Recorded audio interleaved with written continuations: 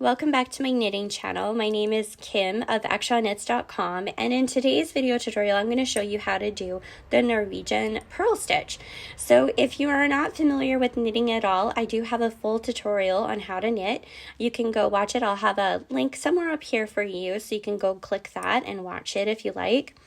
Alright, so the Norwegian purl stitch is unique in the sense that you never bring your yarn to the front of the work, which is really cool. So we're going to hold our yarn like that in our hands just to make sure that we keep our tension.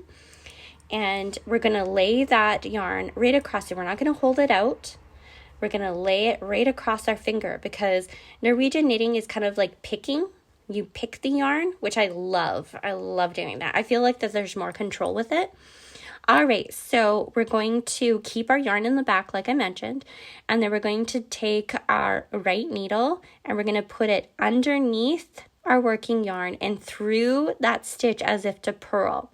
Then we're going to twist our needle to the back of the work, pick our working yarn up, and bring it to the front and through that stitch. Just like that, and then you've completed that stitch, which is really cool. So again, I'm going to show you really slowly.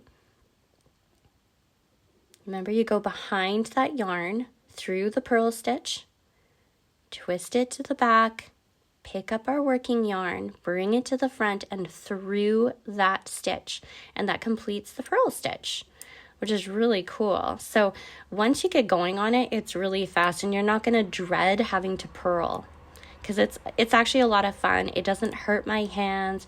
You do need to practice with it. So what I would do is I would make a ton of swatches or I would knit a blanket and make sure that you have lots of purl stitches so you can practice your tension. And that's it. So it just looks like that when you're all done. Very cool, right? So if you are interested in more video tutorials, subscribe to my channel. And like I said, I'll have that link up there if you'd like to learn how to Norwegian knit. Bye now.